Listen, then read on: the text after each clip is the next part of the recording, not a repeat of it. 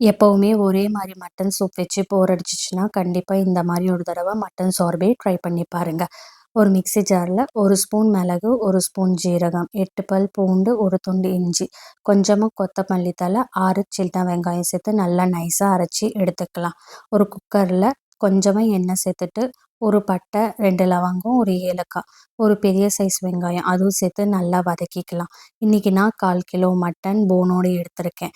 அத எடுத்து வச்சுக்கலாம். வெங்காயம் வதங்கிடுச்சு. அரைச்ச மசாலா பேஸ்ட் சேர்த்து நல்லா வதக்கிக்கலாம். பச்சை வாசம் போற வரைக்கும் நல்லா மசாலாவ வதக்கிக்கலாம். கிளீன் பண்ணி வச்சிருந்த மட்டனை சேர்த்துக்கலாம்.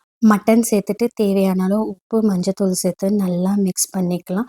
மட்டனோட பச்சை வாசம் போற வரைக்கும் நல்லா வதக்கிக்கலாம். மசாலாலாம் நல்லா மட்டன்ல நல்லா கோட் ஆயிருக்கணும். 2 கப்பு தண்ணி சேர்த்து நல்லா கொதிக்க விடலாம். ஒரு 5 நிமிஷம் கொதி வந்த உடனே ஒரு ஹாஃப் லெமன் ஜூஸ் சேர்த்து நல்லா கொதி வந்ததுக்கப்புறம் குக்கர் லிட் சேர்த்து க்ளோஸ் பண்ணி ஒரு 7 விசில் வர வச்சுக்கலாம். மட்டன் வேகிறது பொறுத்து நீங்கள் விசில் கூட்டவோ குறைக்கவோ செஞ்சுக்கோங்க. விசில் வச்சு எடுத்துக்கோங்க.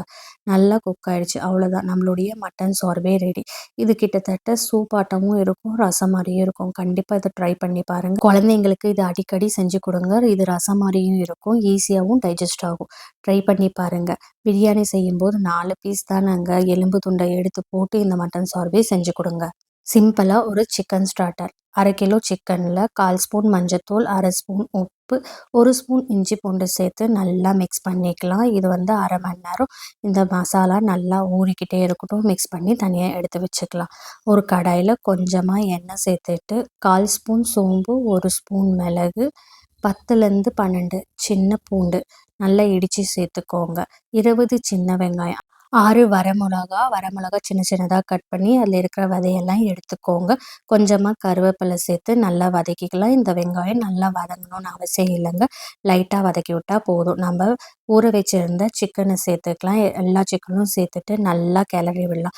சிக்கன்லேருந்து கொஞ்சம் கொஞ்சமாக தண்ணி விடுற ஸ்டேஜ் வரைக்கும் நல்லா மிக்ஸ் பண்ணிக்கலாம். சிக்கன்லேருந்து தண்ணி வர ஸ்டேஜில் 1 கிளாஸ் தண்ணி சேர்த்து நல்லா வதக்கி விட்டுக்கலாம். இந்த சிக்கன் பார்த்திங்கன்னா லோ ஃப்ளேம்லேயே வச்சு குக் பண்ணோன்னா நல்லா ஜூஸியாக சாஃப்டாக இருக்கும். ஒரு லிட் சேர்த்து க்ளோஸ் பண்ணி நடுவில் எடுத்து எடுத்து நல்லா மிக்ஸ் பண்ணி விட்டுக்கோங்க. சிக்கனில் இருக்கிற தண்ணியெல்லாம் நல்லா வற்றினதுக்கப்புறம் லாஸ்ட்டாக கொஞ்சமாக கருவேப்பிலை, கொத்தமல்லி தழை தூவி இறக்கணுன்னா நம்மளுடைய பள்ளிப்பாளையம் சிக்கன் ரெடி. இது ரசம் சாதம், சாம்பார் சாதம், வெரைட்டி ரைஸ் எல்லாத்துக்குமே இந்த பள்ளிப்பாளையம் சிக்கன் நல்லாயிருக்கும். சிம்பிளாக இருந்தாலும் டேஸ்ட்டு செம்மையாக இருக்குங்க. ஒரு தடவை இந்த பள்ளிப்பாளையம் சிக்கனை ட்ரை பண்ணி பாருங்கள். நல்லா ஜூஸியாகவும் இருக்கும், அதே மாதிரி சாஃப்டாகவும் இருக்கும். சண்டே சீக்கிரமாகவும் சமைக்கணும், வேலையும் சீக்கிரமாக முடியணும்னா கண்டிப்பாக இந்த 2 ரெசிபியும் ட்ரை பண்ணி பாருங்கள். தேங்க்யூ.